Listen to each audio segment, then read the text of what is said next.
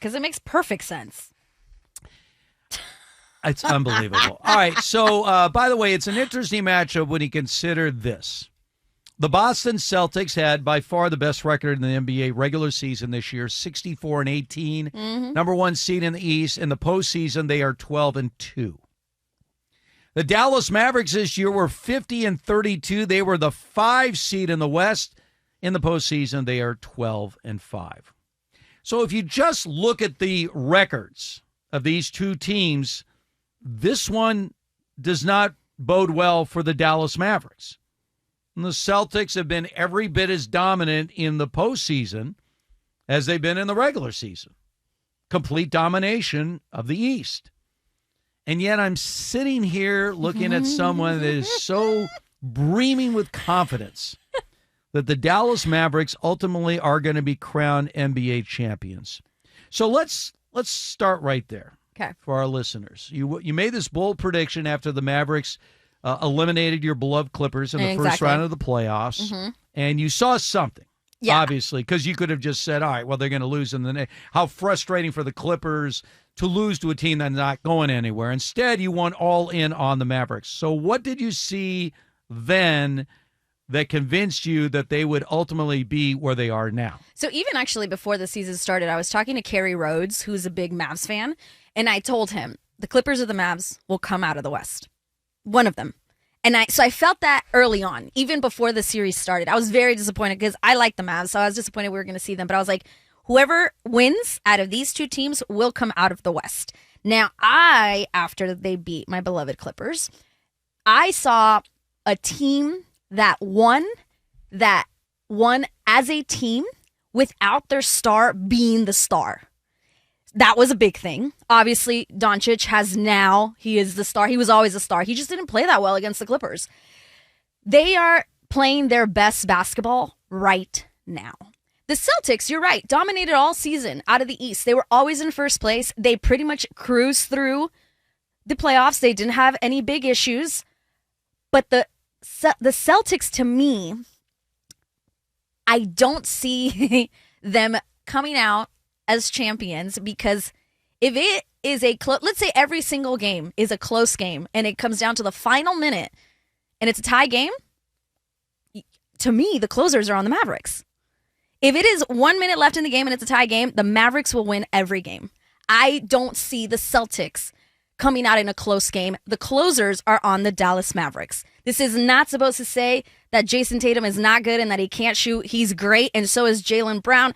Kristaps Porzingis is going to be a big aspect. The defense that the Celtics have, Derek White, all of that, they're all great. It's just right now the Mavs as a team are playing better basketball than the Celtics. They are. They take care of home court advantage. The Celtics, they're like, we're at home. It's all right. We'll lose. It's okay. All right, so let's break this down in terms of the superstar players for these two teams. Yes. Well, I use superstar. Let's just say the biggest stars. Sure. The biggest two stars. So you got Jason Tatum, Jaylen Brown going against, obviously, Luka and Kyrie. Right now, in this moment, if you were to choose either one of those pairs to start your team, which pair would you pick? Luka and Kyrie, no questions asked. Now, the argument against that is that Jaylen Brown and Jason Tatum are better two-way players than Luka and Kyrie, who are offensively dominant players, but they don't play both ends of the court at the same level that Tatum or Brown do. And that is a fact. You were right about that. I don't think it's going to matter. For some reason, it's just it is their moment. It is the Mavs moment. It's just like when we were talking to Rashawn Haylock and he was like, that Grammy road trip for the Clippers, they were the best team in the league for like 25 games. Great. Why were we not the best team in June? Or, like May? It didn't make sense to be the best team in December, January. It does not matter. The Celtics have been good all season. That's awesome. That's great. Right now, the Mavericks are playing their best basketball. They are in a zone. You cannot disrupt Kyrie or Luka. I would take them, even though you're right. The other two, better two-way players, sure. I'll still take Kyrie and Luka. I agree with you on this, though, and that is, I'm a little torn on this whole thing, because obviously, if you're going to win a championship, your stars have to play well. Yes. But ultimately, we've seen this time and again in any sport that the difference in winning a World Series or a Super Bowl or an NBA Finals or a Stanley Cup comes down to players that we were not thinking about going into the final round. Right. And you have to get that kind of support. Now, when I look at the Celtics, now I'm a little close to Drew Holiday. He's great. I interviewed him when he came out of high school before he had his one and done at UCLA. It's hard to believe 14 years in the NBA. But one thing I know about Drew Holiday at this point of his career is defense. Yes. I never thought that Drew Holiday was that kind of a player. He's gotten better and better. Derek White, obviously, has been one of the premier defensive players in this league for several years. Derek White should have been when Jaylen Brown was awarded the conference MVP, yeah, I thought it should have been Derek White. I know that it was more for that game. He had just had that 40 piece. Yes. But throughout the playoffs, Derek White. This is where it's at. Think about this. When the Celtics lost the finals to the Golden State Warriors a couple of years ago, and obviously all the hoopla was around Steph and Clay and Draymond. The difference in that series is Andrew Wiggins. Mm-hmm. Andrew Wiggins showed up Yep. big in those NBA finals. So I'm going to take, again, the big four, Brown, Tatum, Luka, and Kyrie, out of the mix. Okay. And now I got to step back. Okay. PJ Washington. Derek Jones Jr. Yeah, Lively. Derek Lively. Yeah, the rookie. I mean, there are a lot of different players on both these teams that could be the difference in what I believe is a very even matchup. I don't think that there's any way. I mean, I'm never going to say defense is overrated, but when you have great offensive players, when you're Luka Doncic, every team, every night is trying to figure out a way to neutralize you. Mm-hmm. That's been true for 5 straight years of being first-team All-NBA. So that's nothing new when it comes to the postseason. So he uses that. People try different looks and everything else to try to slow him down.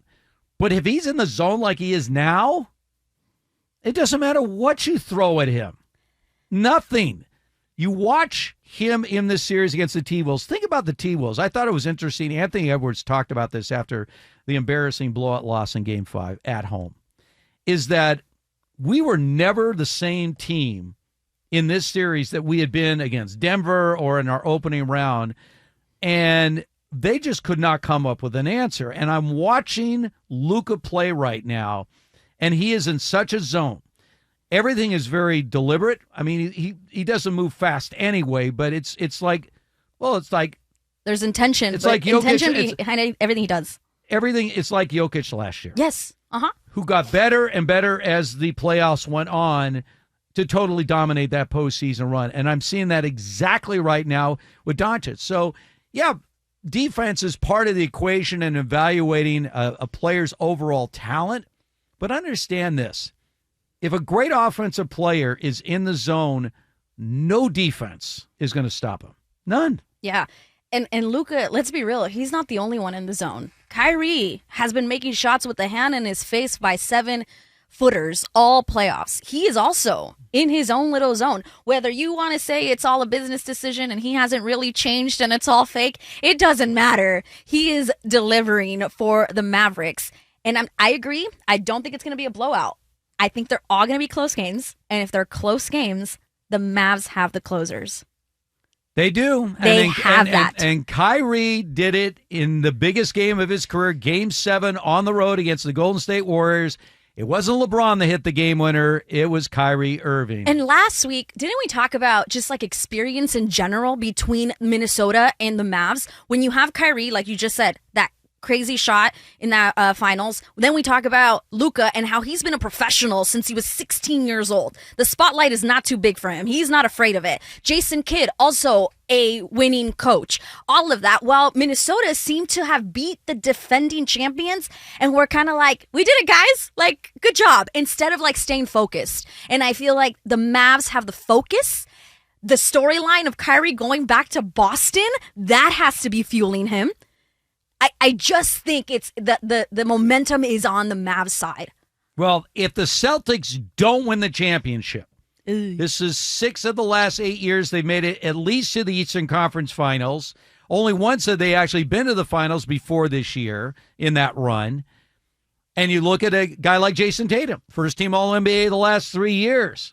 What happened last year, Game 7 Eastern Conference Finals? He gets hurt at the beginning of the game. Right away, first play. Remember how Miami was up 3-0? Suddenly it looked like the Celtics are going to be the first team ever to win 4 straight after losing the first 3. They're at home, Game 7. And it just didn't happen. Which, as a guy growing up as a Celtic hater, wasn't the worst thing for me.